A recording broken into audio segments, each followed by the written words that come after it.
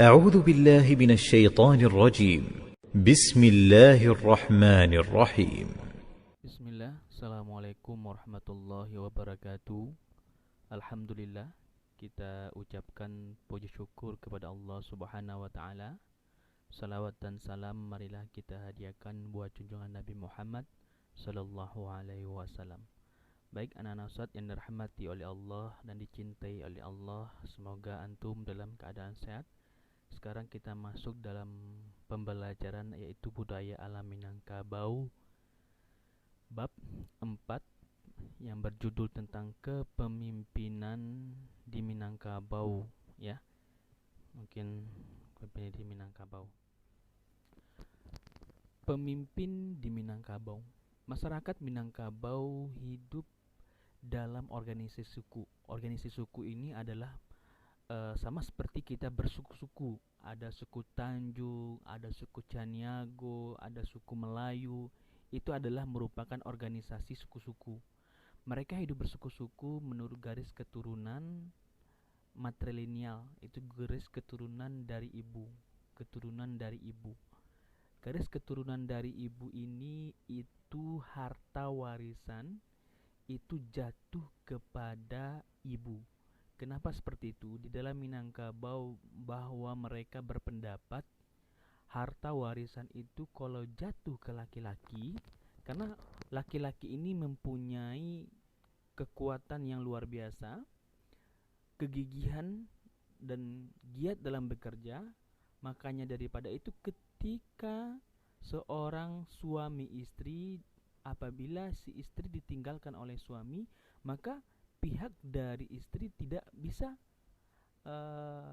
berbuat apa-apa saja, tidak bisa berbuat apa, karena anak ketika terjadi perpisahan antara istri dengan suami, anak itu harus kepada si istri. Dan disitulah makanya orang Minangkabau mereka lebih menitik beratkan harta warisan atau pusako yang ada di Minangkabau itu diwariskan kepada dari keturunan ibu atau yang disebut dengan matrilineal. Baik, di dalam suatu negari terdapat banyak suku. Jumlah suku itu tergantung kepada besar kecilnya. Itu kepada besar kecilnya di daerah masing-masing.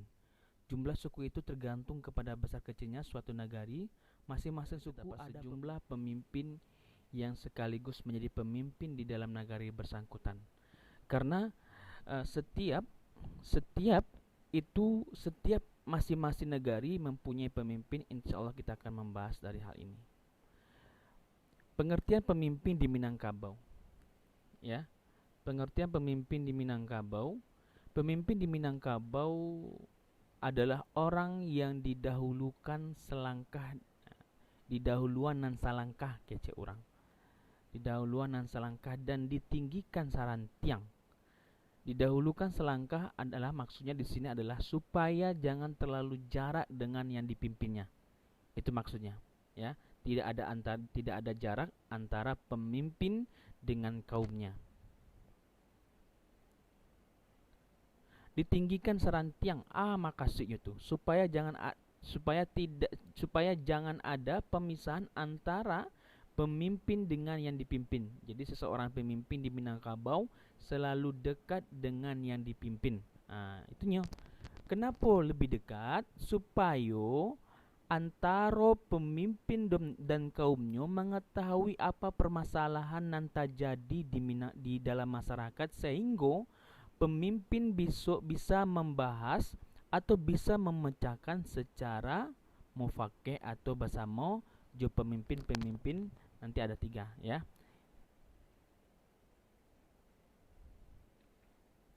Di Minangkabau ada 3 jenis pemimpin, yaitu nini mama. Nini mama ini adalah pemimpin kaum di nagari. Di samping pemimpin kaumnya juga, nyo menjadi pemimpin di negari-negarinya. Di dalam kaumnya memiliki anak kemenakan, memelihara. Setelah ini apa sih tugas dari nini mama? Nini mama tuh bertugas yaitu menjago harato pusako, memelihara dan melaksanakan acara-acara adat.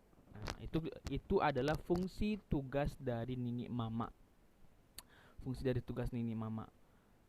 Nah, nini mama ini memiliki anak, ya, dan memiliki kemenakan. Apa kata dalam pepatah Minangkabau? Anak di pangku, kemenakan di jinjing. Anak perlu diabaikan dan kemenakan harus pun diselesaikan. Kalau ada permasalahan di negarinya atau di kemenakannya, maka nini mama aku lah yang menyelesaikan masalah. Nah, nini mama aku yang menyelesaikan masalah yang ada di masalah di kaumnya beserta di kemenakannya atau anaknya. Itu adalah tugas dari nini mama.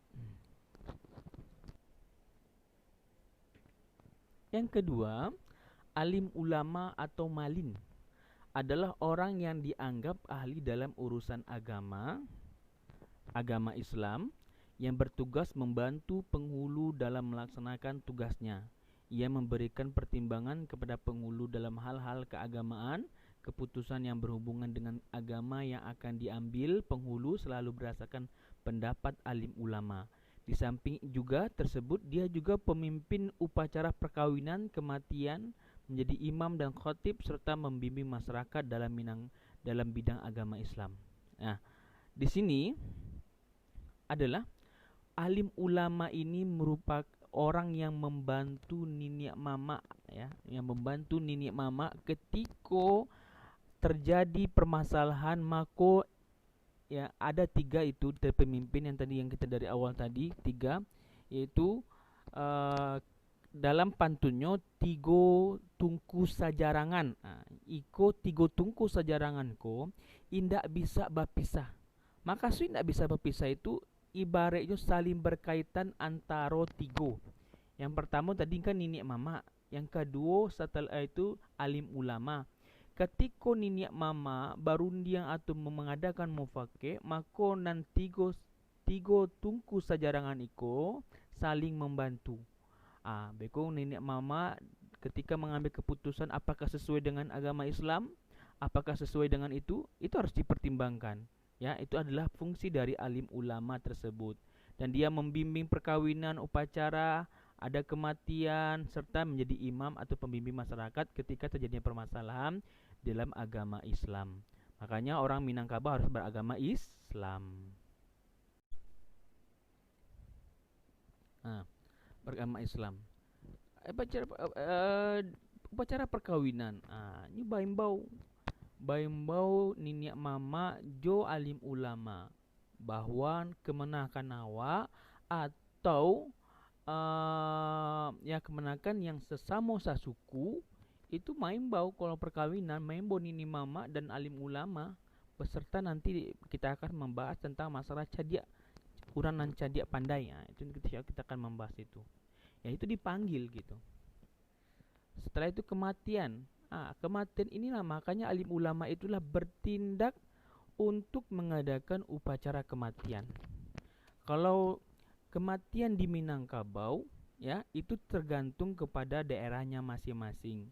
Kalau di daerah pesisir itu berbeda, mereka mengadakan upacara kematian.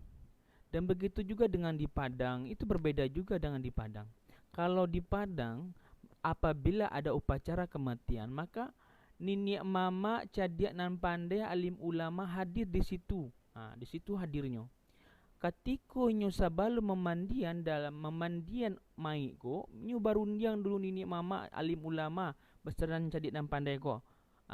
Beko di sinarundian tu batugas lah. Akhirnya batugas dia gitu tugas masing-masing. Saya menyiraman, saya mengapani, saya ngaponyo, dia gitu tugas-tugas. Itu kalau di Padang. Tapi kalau dalam agama Islam, kalau dapat dipercepat pemandian dan mengafani dan serta menyolatkan serta menguburkan, itu dalam Islam kalau dapat secepat. Tapi kalau di dalam Minangkabau itu ada proses-prosesnya yang harus dipenuhi secara adek-adek. Tapi yang lebih bagusnya adalah menurut syar'i, lebih cepat, lebih bagus. Sumando nan namang galing kubur. Sumando gonyo gali kubur. Saya menggali kubur. Beko ketika mai dibawa ke kubur, Makanya alim ulama ko tampillah ke depan. Yang ke tampil itu tampil ke depannya untuk menyelesaikan atau memberikan peringatan kepada umat-umat yang ada di sekitar tu. Contohnya seperti ni. Alah siap dikapani, alah siap dimandian, alah siap dikapani, alah siap disolatan.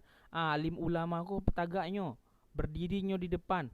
Saya berdiri di depan bersampaian mukadimah, berselawat kepada Nabi, sebenarnya Nabi berceramah tentang kematian supaya orang-orang yang mendengarko mendengar ba'a kematian ko, nyo sadar, nyo paham ba'a kematian ko. Itu nyo, yo. Setelah itu alim ulama menyabuin dalil-dalilnya. Setelah itu selesai berceramah, menyampaikanlah alim ulama ko kepada orang-orang adonan sekitar. Apa ini sampaian? Yaitu barang siapa yang mempunyai hutang piutang, maka mintalah kepada ahli warisnya itu. Kalau ada nama alim ulama itu perannya. Nanti kalau ada nan salah dari si mayit, tolong dimaafkan, dan begitu juga dengan masalah itu disampaikan adalah alim ulama di situ. Itu adalah peran dari tugas alim ulama kematian. Setelah itu imam, imam solatnya menjadi imamnya di surau. Makanya alim ulama ko yo memang dakik kepada surau, dakik kepada masjid, bisa menjadi imam masyarakat yang berada di sekitarnya. Itu alim ulama itu. Kalau alim ulama tapi jarang solat masjid tu balau cara mod itu kan. Itu. Dan sebagai khatib serta membimbing masyarakat dalam bidang agama Islam. Dalam agama Islam, membimbing masyarakat dalam agama Islam. Membimbing masyarakat dalam agama Islam, apapun permasalahannya, ya. Apapun permasalahannya, nanti ditinjau dari agama Islam. Misalnya awak tentang solat, ba'a solat ko, bertanyalah ke alim ulama, ba'a cara solat Nabi, ba'a cara solat yang disunahkan, bertanyalah ke alim ulama. Kerana inyo tu nan tahu agama, tahu agama Islam, masalah-masalah hukum, tahu itu adalah alim ulama. Itulah tugas dari alim ulama. Baik, yang berikutnya adalah yang ketiga, cadiak pandai. Adalah orang yang berpengetahuan luas. Ia memiliki wawasan tentang kemasyarakatan dan menerapkan pengetahuan dalam kehidupan mereka, mempergunakan pengetahuan itu untuk kepentingan orang banyak. Dia juga bertugas membantu penghulu dalam bidang-bidang yang bersifat umum. Ia memberikan pertimbangan sesuai dengan apa pengetahuan yang dia miliki kepada masyarakat. Ia juga memberikan bimbingan kepada masyarakat yang bermasalah. Ikolah fungsi dari cadiak pandai. Ikolah nanti go satungku sabajarangan, tungku sabajarangan. Ikolah mereka go nambah tiga ko tu saling membantu. Cadiak pandai ko fungsinya adalah membantu niniak mama. Membantu nini mama kalau ada masalah-masalah. Ini kan dek karena dek orang cadiak, dek karena orang pandai, orang tahu orang tahu jumlah masalah masyarakat, orang tahu tentang keilmuan masyarakat. Itulah yang jadi pandai. Tampe batanya, tampe bayu. Disitulah yang jadi pandai. Mungkin itu saja Ustaz. Semoga ada manfaatnya. Saya akhiri dengan Assalamualaikum warahmatullahi wabarakatuh.